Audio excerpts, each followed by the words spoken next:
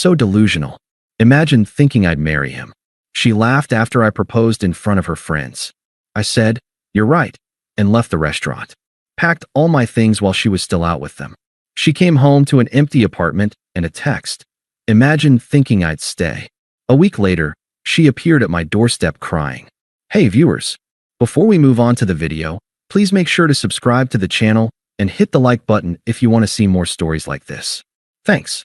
The ring box felt like it weighed 1,000 pounds in my pocket. My heart wasn't just beating. It was a frantic, hopeful drum solo against my ribs. I'd planned this for months. Save for the ring she'd subtly pointed out in a boutique window.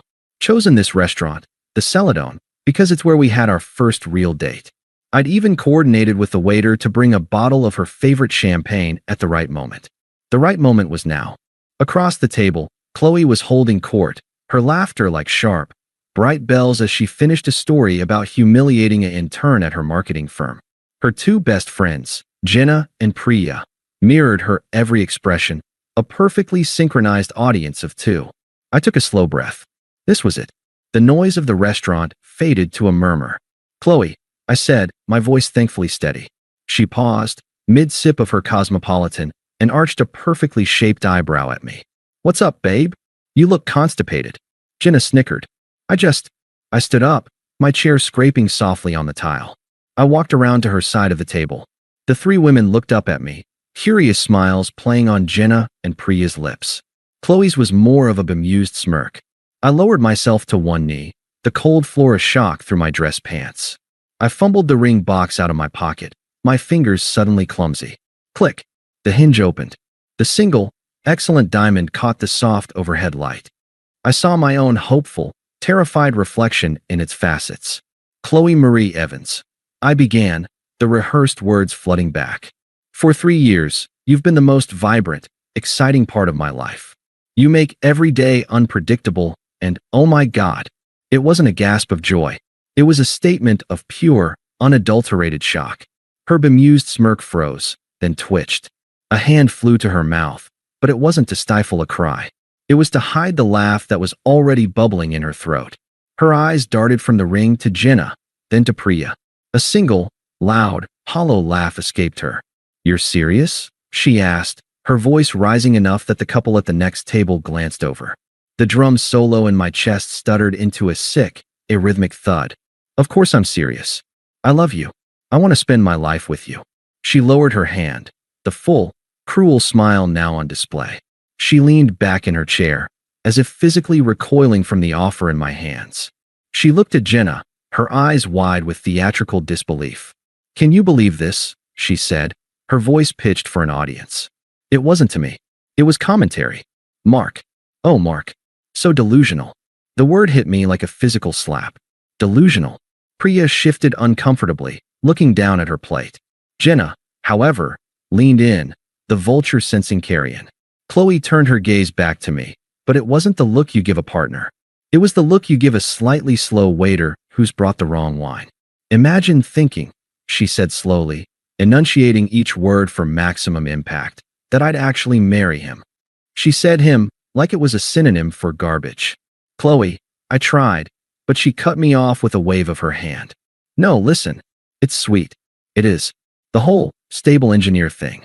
The reliable Sunday meal prep. The security is cute, babe. Really." She tilted her head. "But marriage? To you? My life would be so settled. I'd be bored by 30. I'm meant for sparkle. For experiences. Not for this." She gestured vaguely at me, still kneeling, the ring box now feeling like a radioactive artifact in my palm. The humiliation was a living thing, slithering up my neck, burning my ears. I saw the pity in Priya's eyes and the naked glee in Jenna's. I saw the other diners pretending not to stare. But more than anything, I saw Chloe. Not the woman I loved, but a stranger, performing cruelty for social credit. The cold floor beneath my knee seemed to seep into my veins. The shattering of my heart wasn't a dramatic break. It was a quiet, internal explosion, the fragments instantly freezing into something sharp and clear. All the fog of love and hope evaporated in the heat of her mockery, leaving a landscape of brutal, undeniable truth. I moved slowly, deliberately. The frantic drumbeat was gone, replaced by a profound, ringing silence. I closed the ring box. The click of the hinge was the loudest sound in the world. I stood up, my joints feeling old. I reached into my back pocket, pulled out my wallet. I calculated my share of the appetizers and drinks, added a generous tip for the impending scene, and laid the cash on the table next to her untouched bread plate. "You're absolutely right," I said, my voice calm, flat, devoid of all emotion. It didn't even sound like mine. My mistake. I didn't look at Jenna or Priya. I didn't look at the other tables. I certainly didn't look at Chloe, whose performative smirk was finally faltering into confusion. I turned and walked toward the exit. I didn't storm out. I didn't run. I walked with the steady, purposeful gait of a man who had just been shown a map out of a prison he never knew he was in. I heard a strangled "Mark" behind me, but it wasn't a call of love or regret. It was the sound of a performer whose favorite prop had just walked off stage. I pushed through the heavy restaurant door and out into the cool night air. The silence was gone, replaced by a single, clear directive that echoed in the new, empty space where my heart used to be. Go home. Erase yourself. The drive home was conducted in absolute silence. I didn't turn on the radio. I didn't scream or cry. I simply navigated the familiar streets, my mind operating with a terrifying, crystalline clarity. The emotional pain was there, a vast, dark ocean waiting to swallow me. But for now, I was standing on a single, steady command: move. Her apartment was in a modern complex she'd chosen for its aesthetic. I paid 70% of the rent. I'd hung the art, assembled the furniture, unclogged the shower drain. It had felt like building a home. Now, it was just a location containing my possessions. I changed out of my proposal slacks and buttoned down into a worn pair of jeans and a t-shirt. Work clothes. This was a job. I started in the living room. My books, meticulously organized on the shelves we'd built together. I didn't look at the titles. I just boxed them. My records, the vintage turntable I'd saved for, into a separate, padded box. I was a surgeon, and these were my instruments. I felt nothing. I moved to the bedroom. I took my clothes, my shoes, my winter gear from the back of the closet. I left the ridiculous cashmere sweater she'd bought me for my birthday last year, the one I never wore because it itched. I left everything that held the scent of US. From my nightstand, I took my grandfather's watch, my passport, the file folder with my car title and insurance. I left the framed photo of us at the beach, my smiling face now looking like a fool's. The only hesitation came in my office nook, really just a corner of the second bedroom. There, in a locked firebox, was the tangible proof of my delusion. The saved receipts for the ring, the brochures for the lakefront cottage I'd been quietly looking at for a future summer, the list of potential honeymoon destinations I'd started on my phone and printed out. I didn't open the box. I placed the entire thing into a crate. I would burn it later. The physical work was grounding, tape ripping, boxes sealing, the dull thud of stacked containers. I was a ghost meticulously erasing its own trace. I took my high-quality kitchen knives, the ones I used to cook the meals she'd Instagram. I left the garish, non-stick pans she'd bought because they were cute. I took my toolbox. I left the furniture. It was all tainted, a stage set for a play that was now, definitively, over. 3 hours. That's how long it took to reduce my life in that space to a neat stack of boxes and 2 suitcases by the front door. The apartment looked bizarre, lopsided, emptier but not empty, like a museum after a hasty heist. I took one final sweep. Bathroom, my razor, my toothbrush, the expensive cologne she said she loved. Left the matching towels. Then I sat on a bar stool at the kitchen island, the one where I'd eaten so many solitary breakfasts while she slept in. I pulled out my phone. Her contact photo, laughing, head thrown back, glared at me. I didn't block her. Not yet. I typed a single sentence. It wasn't angry. It wasn't sad. It was a simple, factual echo. The final nail in a coffin she had built. Imagine thinking I'd stay. I hit send. I watched the message deliver. Then, and only then, I went to my settings. I blocked her number. I opened each social media app. Block. Block. Block. It wasn't an act of rage. It was a cybersecurity protocol. A severing of a compromised line. I hired a rideshare van with a driver who asked no questions. We loaded my life into the back in 10 silent minutes.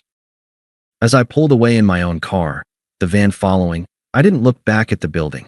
I was already gone. My best friend, David, answered his door at 11:30 p.m. holding a sleeping baby monitor. He took one look at my face, the headlights of the idling van behind me, and the stack of boxes, and simply stood aside. Guest room's clear. Put the baby down an hour ago, so tread light. No questions. That's what real friendship is. The dam broke around 2 a.m. in the dark, unfamiliar quiet of David's spare room. The ocean of pain finally surged over the wall of adrenaline and clarity. It was a silent, violent storm, shaking hands, a heaving chest, the hot, shameful tears of a publicly discarded man soaking into a borrowed pillow. I let it happen. I didn't fight it. I owed myself that one night of sheer, unadulterated devastation. When David's wife, Sarah, brought me coffee the next morning, her eyes were soft with pity. "She's an idiot, Mark," she said simply, placing a gentle hand on my shoulder. "A cruel, shallow idiot." I nodded, the hollow feeling returning. The grief was still there, but the clarity was back, colder now. "I know. I just didn't see it." "You saw what you wanted to see," David grunted, entering the kitchen. "She showed you who she was last night. In HD, believe her." I did. Over the next week, I operated. I called my landlord, explained the situation in blunt, unemotional terms. I paid a hefty fee to break my lease, wired my half of the penalty, and emailed the confirmation to the landlord with instructions to provide it to the remaining tenant. My legal obligations were severed. I didn't check her social media. I muted or unfollowed anyone who was primarily her friend. But the world is small, and information has a way of filtering through the cracks. A neutral mutual friend, Ben, texted 3 days in. "Ben, hey man, heard some wild stuff. You okay?" "Me, I'm fine. Appreciate you checking in."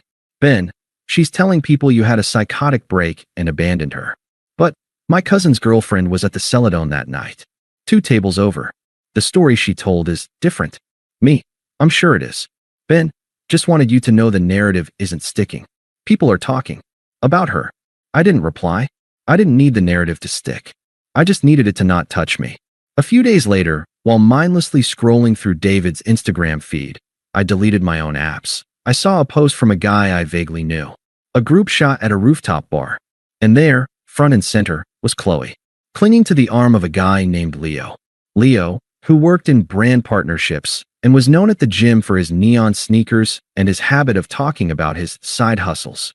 In the photo, Chloe's smile was too wide, her eyes glittering with a frantic energy. The caption read, "Vibes are immaculate with the crew. Sparkle's #living life. The Karma vehicle had arrived." Shiny, hollow, and right on schedule. It was on day 7, as I was finalizing the lease on a clean, small, one-bedroom apartment of my own, that I made a tactical error. I had to unblock her number for 5 minutes to authorize the final transfer of a utilities deposit out of our old shared account. The block had been lifted for maybe 90 seconds when my phone buzzed. Not a text. A voicemail notification. My thumb hovered over it. This was the first breadcrumb. The first tug on the line. I pressed play and put it on speaker, leaning back in the stiff chair of the rental agency. Her voice filled the sterile little office. It was shaky, thin, layered with a confusion that bordered on anger. There were no tears. Not yet. "Mark. Hey, it's Chloe. This is insane. You need to come get the rest of your stuff. I'm not your storage unit. You can't just leave. We need to talk about the lease. The landlord is being weird. Call me back. This is so immature." Click. The tone was magnificent. No apology. No recognition of her role. Just bewildered entitlement. "How dare you follow through on the consequences of my actions? How dare you not be here to manage the fallout?" A slow, cold smile touched my lips for the first time in a week. It held no warmth. It was the smile of a chess player who sees his opponent's doomed opening move. I deleted the voicemail. I reblocked the number. I signed the lease for my new apartment.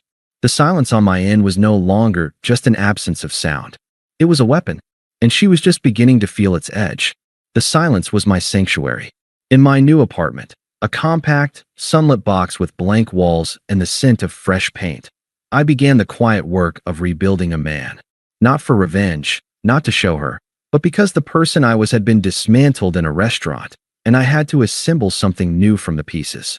I went to the gym at 6 a.m., not to get ripped, but for the simple, brutal logic of it. Lift a weight. Put it down. Repeat. Progress was measurable. I found a therapist, a no-nonsense woman named Dr. Vance, and in her calm office, I didn't just talk about Chloe. I talked about why I thought a standing ovation was the same as love, why I confused being useful with being valued. Work became a refuge. I buried myself in structural analyses and project timelines, things that obeyed laws of physics and mathematics, not the chaotic whims of a performance artist. I reconnected with friends from before Chloe, the guys she dismissed as boring. We went to dive bars and talked about football and woodworking, and no one analyzed anyone's tone for hidden meaning. I bought a single, comfortable armchair and placed it by the window. On Saturday mornings, I would sit there with a coffee, listening to the city wake up, and feel a sensation so foreign it took me weeks to identify it. Peace. The war, however, was being waged on the other side of the silence. Attempt 1. The logical assault. Text from unknown number. Unknown number. Mark, it's Chloe. We need to be adults about this. The landlord is threatening legal action for breaking the lease. You're legally obligated for half the fee. I have the paperwork. Let's meet and sort this out like rational people. This avoidance is childish. I stared at the message. The audacity was almost impressive. The legal action was the fee I'd already paid and emailed her proof of. She was either lying or she hadn't even checked her email, too wrapped in her drama. I didn't engage. I opened my banking app, found the transaction for the lease break fee, screenshotted it, and forwarded it to the same number with the caption, asterisk settled. April 12th. See attached. Asterisk then I blocked the number. Attempt 2. The emotional probe, a call, late at night, a new number. I answered on the third ring, saying nothing. Mark. Her voice was thick, watery. The performance had shifted genres, from comedy to tragedy. It's me. I remained silent. I got your screenshot. I didn't see the email. Everything's been so. A shaky breath. Leo, the guy I've been seeing, he's nothing like you. He borrowed $500 for a can't-miss opportunity and just ghosted. My friends are being weird. Jenna said I might have overreacted. At the restaurant, I could hear the careful construction of the sentence, the testing of the waters. She was offering me a piece of wrong to see if I'd bite. She filled the silence I left. I miss our routine. Coming home, and you'd have dinner started. Knowing the bills were handled. It was stable. The word she'd once spat as an insult was now offered as a longing tribute. Can we just talk? Coffee. No expectations. I think I made a terrible mistake. The plea hung in the air. The old me would have crumbled. The old me heard a damsel in distress. The new me heard a consumer who'd returned a product, found the replacement faulty, and wanted to see if the warranty was still valid. I've moved my things and settled the lease, I said, my voice calm, a flat lake. There's nothing to discuss. Mark, please. I ended the call. Blocked the number. I felt nothing but a mild distaste, like I'd brushed against something sticky. The karma wasn't a thunderclap. It was a slow, public unraveling. I heard it through Ben, who heard it from his cousin's girlfriend, who saw it all on social media. Leo, the vibes guy, hadn't just ghosted Chloe. He'd been dating 3 women concurrently, all of whom discovered each other through a series of incriminating Instagram stories. A dramatic, public confrontation ensued in the comments of one of his posts, with Chloe's furious, misspelled replies screenshot and shared across their social circle. The immaculate vibes were now a toxic spill. Her performative cruelty at my expense was now being re-examined through the lens of her own very public humiliation. The narrative had fully turned. This, it seemed, was the breaking point. Attempt 3. The angry truth, doorstep desperation. I was making pasta, a simple aglio e olio, when the buzzer for my building's front door went off. I wasn't expecting anyone. I pressed the intercom. Hello. Mark. It's me. Let me in. Her voice was ragged, stripped of all pretense. It wasn't a request. It was a demand. I didn't answer. I released the intercom button. A minute later, my personal cell rang. Unknown number. I let it go to voicemail. The buzzer went off again, one long, incessant drone. With a sigh, I went downstairs. Not to let her in, but to end this. I opened the interior door to the foyer. She stood on the other side of the security glass, a ghost of the woman from the restaurant. Her hair was pulled back in a messy bun, her eyes red-rimmed and puffy. She wore yoga pants and a stained sweatshirt. She looked small, brittle. Seeing me, she pressed her hands against the glass. "Open the door, Mark. We need to talk. Now." I didn't open it. I stood just inside, my arms crossed. "Say what you need to say." "Let me in," she hissed, her voice cracking. "You have to let me in. Look what you did. You left, and you broke everything." I remained silent, watching her. "You left me with the full rent. With the bills. Leo cleaned out my Venmo. My friends won't return my calls. Jenna said I create drama."